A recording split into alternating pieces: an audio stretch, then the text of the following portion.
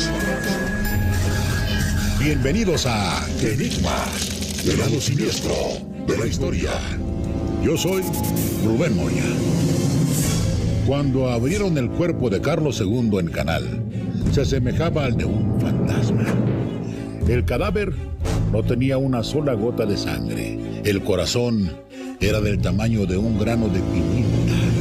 Los pulmones estaban corroídos. Los intestinos estaban putrefactos y gangrenados. Tan solo contaba con un testículo, negro como el carbón. Y por si fuera poco, la cabeza estaba llena de agua. Ese era el resultado oficial de la autopsia practicada en el monarca. Si bien Carlos II siempre había sido un chico delicado de salud, sobre el cual se había posado una sombra negra toda su vida, ¿cómo era posible que su cuerpo se hubiera convertido en el refugio de tantos malestares? ¿Sería acaso que estaba endemoniado o hechizado, como muchos especulaban? ¿O tan solo se había tratado de un complot que personas cercanas a él habían planeado para sacarlo del trono? Es momento de sacar a la luz los enigmas detrás de una de las figuras más misteriosas de España. Carlos II, el hechizado. Carlos había sufrido desde su infancia infinidad de enfermedades. No había cumplido un año y ya tenía erupciones en la piel, supuración bajo el oído derecho, diarreas que no le permitían salir por días de su cuarto. Para darnos una idea de lo mortificados que estaban en la corte con su salud, no había cumplido ni los 4 años y por su alcoba ya habían pasado 28 nodrizas, las cuales eran removidas de su cargo con mucha frecuencia, acusándolas de tener una mala calidad de leche materna. Y es que este joven fue destetado hasta los 4 años. Producto de su linaje, los Habsburgo, casa a la cual pertenecía, Carlos II había heredado el prognatismo, es decir, una mandíbula que emergía de forma prominente del resto de su boca. Más allá del aspecto poco estético que le brindaba a su cara, esa condición le afectaba a la hora de masticar e incluso digerir los alimentos. Así que la mayor parte de su vida fue a base de una dieta blanda. El propio embajador de Inglaterra hace la crónica más dura sobre su enfermedad y él llega a decir es como un títere, es como un fantasma. En el aspecto físico, la salud de Carlos II era un verdadero desastre que ponía en jaque la continuidad de los Habsburgo en el trono. Pero a esto se le sumaba un ligero retraso mental que lo incapacitaba de procesar con la lucidez que se requería para el monarca más importante de Europa. Aunque su verdadera desdicha es que él se daba cuenta de que su cabeza no trabajaba como quisiera. Hasta que una idea comenzó a sembrarse en la mente de Carlos II. Un pensamiento que tal vez le pondría pies y cabeza a todos sus padecimientos. Quizá esa agonía diaria era producto de una posesión diabólica, o incluso alguien lo había hechizado desde que era muy pequeño. Pero, ¿quién? ¿Y por qué? A partir de ese momento, comenzaron a surgir una decena de teorías con las que se llegó a inculpar al círculo más cercano del monarca, incluyendo a su propia madre. Pero de eso les hablaremos al regresar del corte, aquí, en Enigmas, el lado siniestro de la historia. El lado siniestro de la historia. Ya estamos de regreso en Enigmas, el lado siniestro de la historia. El reinado de los Habsburgo se derrumbaba a pedazos. Tenían un rey que apenas si podía caminar sin necesidad de asistencia, que pasaba meses en cama a raíz de múltiples enfermedades. Su capacidad intelectual no le ayudaba, pues al parecer tenía un ligero retraso que no le permitía procesar las decisiones tan complejas que requería su reinado. Pero lo más grave es que no lograba darle un heredero al trono, un hijo que continuara con el linaje de los Habsburgo. La situación era tan grave y había tanta presión sobre sus hombros que llegó a estar convencido de que lo habían endemoniado, o tal vez estaba hechizado. Pero, ¿quién habría sido capaz de cometer algo tan perverso? Después de consultar al diablo, él mismo lo descubriría. Sigamos desentrañando la historia de Carlos II, el hechizado. Al tratarse de un monarca, Carlos II no podía someterse a un proceso de exorcismo sin antes consultar a las autoridades eclesiásticas, aunque él así lo creyera. En esa época ya operaba la Santa Inquisición, y a esta institución se le hizo llegar un pliego petitorio para someter al rey a un desencantamiento.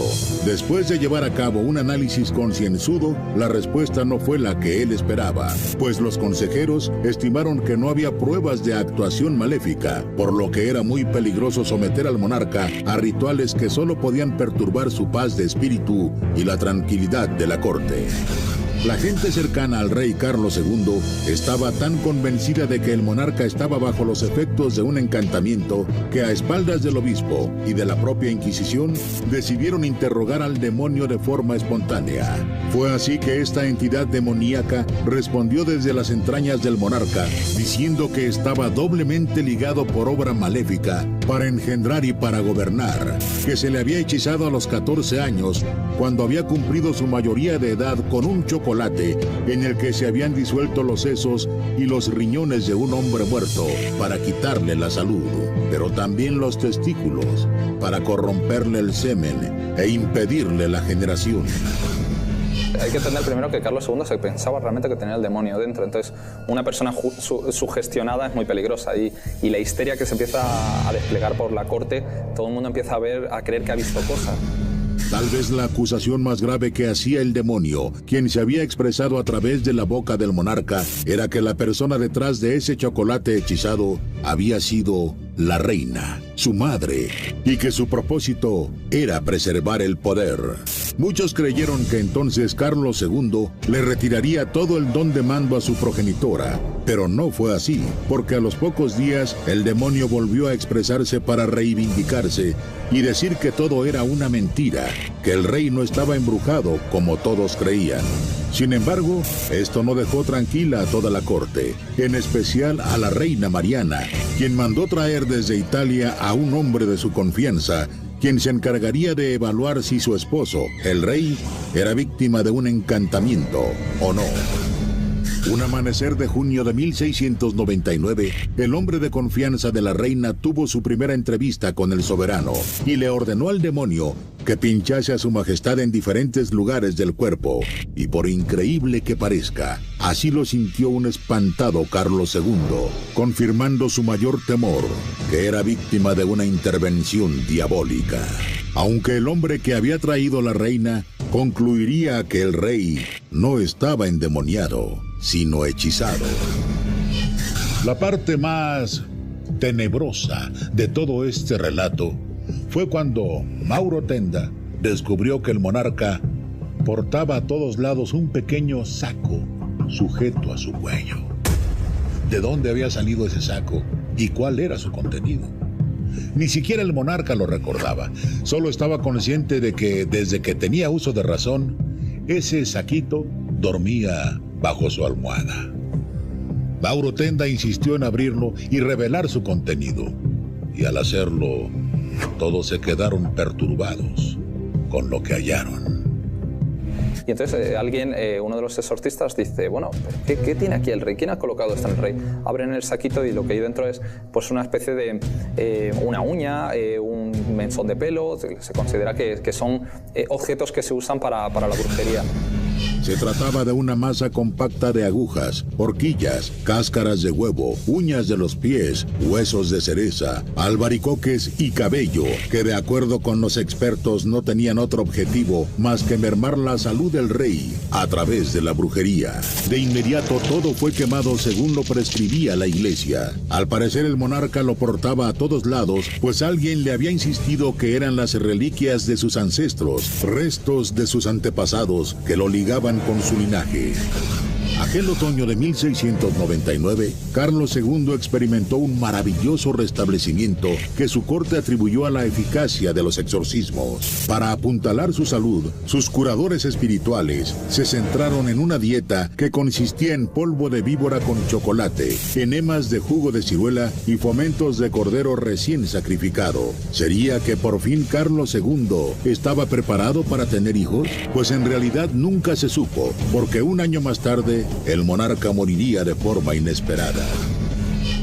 Con la muerte de Carlos II concluía el reinado de los Habsburgo y se abría la puerta para el linaje de los Borbones, que es la casa al mando de la monarquía española hasta nuestros días, con el rey Felipe VI y la reina Leticia. Si bien están muy definidas las razones por las cuales el rey Carlos II, el hechizado, padecía todos esos malestares, eso no termina de explicar por qué en el momento en que abrieron su cadáver de par en par, los doctores no encontraron una sola gota de sangre, o por qué el corazón tenía el tamaño de un grano de pimienta. ¿Será que después de todo, Carlos II no estaba en un error y alguien lo había endemoniado? Al parecer, eso seguirá siendo un misterio. Pero no se vayan, porque al regresar conoceremos uno de los lugares más escalofriantes de Uruguay, la Calera de las Huérfanas, aquí, en Enigmas, del lado siniestro de la historia. Enigmas, del lado siniestro de la historia. Ya estamos de regreso en Enigmas, del lado siniestro de la historia. El camino en la estancia de Belén es hermoso, pero encierra tanto dolor y olor a muerte que adentrarse provoca escalofríos. Ahí se ubica la Calera de las Huérfanas, fundada por los jesuitas en el siglo XVIII, un lugar en donde los religiosos tenían esclavos trabajando en los hornos de cal para financiar un orfanato de niñas. Negros, indígenas, esclavos y criollos realizaban largas jornadas en este sitio, que terminó siendo el de su sepultura. En los muros de la Calera y en la iglesia quedó impregnado el llanto de los que ahí derramaron lágrimas de sangre.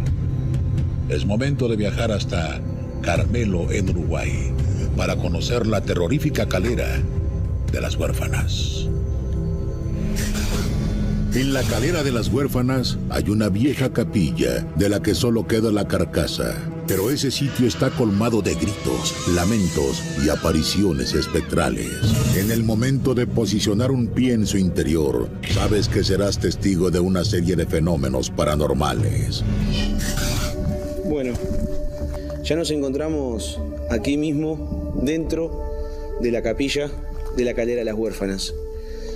El piso es totalmente de pedregullo, así que vamos a intentar no movernos demasiado para no contaminar el audio. Lo que vamos a hacer es pasar una misa en latín dentro de esta capilla y vamos a ver si eso genera algún tipo de actividad. Otra cosa importante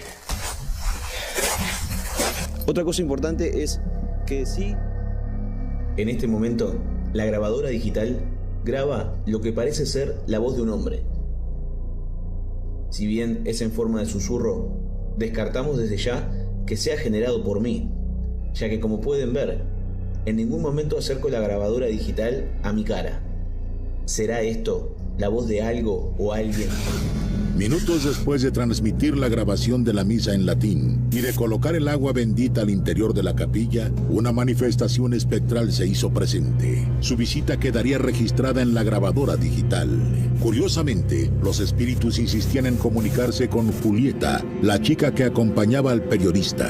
Al parecer, algo le querían advertir. Pero no había sonidos, no había un sonido, lo agarraste y empezaron a salir esas voces, Julieta.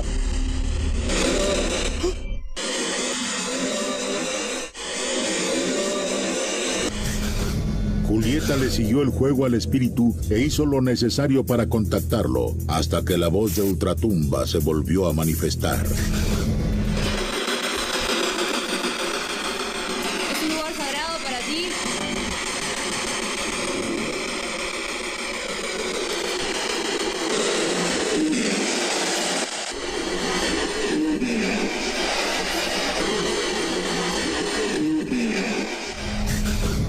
Era tan fuerte lo que estaban percibiendo que terminaron por abandonar la misión y mejor enfocarse en otros sitios de la construcción. Su siguiente parada serían los hornos, en donde muchos habían escuchado las voces de los esclavos trabajando la cal. Lo que Julieta y el equipo de investigadores jamás se imaginaron era que el espíritu del cual se habían despedido supuestamente insistió de forma recalcitrante. ¿Hay alguien aquí con nosotros? ¿Te pasó algo acá? Juli. ¿Quieres contarnos qué te pasó?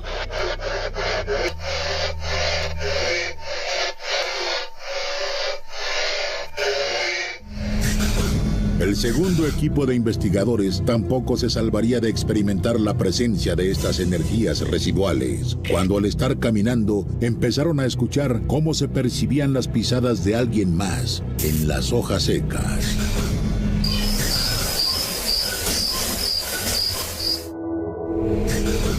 Existen historias verdaderamente aterradoras sobre personas que se internan en esta construcción y no vuelven a salir de la misma. Uno de ellos, más guapo seguramente, iba adelante, hasta que el otro apenas alcanzaba a ver el resplandor del farol de su compañero. Pero la apuesta duró poco. Cuando ya era demasiado tarde para arrepentirse, la luz del de adelante se apagó, así nomás. Que lo tenían agarrado, gritaba, de una pierna. Que venía más rezagado, quiso alumbrarlo, pero apenas pudo ver que su amigo estaba tirado en el piso, tironeando, pero nadie lo agarraba. Lo peor de ingresar a la calera de las huérfanas es que una vez en su interior no existe un lugar seguro para librarte de las presencias fantasmales. Puedes ir de una experiencia fatal a otra más terrible. De 150 metros, donde el oxígeno es muy poco, donde el lugar, cuando uno ingresaba, pasado de la medianoche, comenzaban como unos gritos, ruidos a cadenas. Dicen que limpiar las energías residuales de un lugar en el que se cometieron todo tipo de atrocidades es prácticamente imposible. Es parte de su ADN. De ahí que, si ustedes viajan hasta Uruguay y deciden visitar la calera de las huérfanas, tendrán que hacerlo con mucho criterio. Pero todavía más importante, bajo su propio riesgo. Pues muchos aseguran que el ruido de las cadenas y el grito de dolor de los esclavos penetra de tal forma en tu mente que te persiguen tus sueños para toda la vida. Espero que les haya gustado este capítulo de Enigmas, el lado siniestro de la historia. Yo soy Rubén Moya y los veo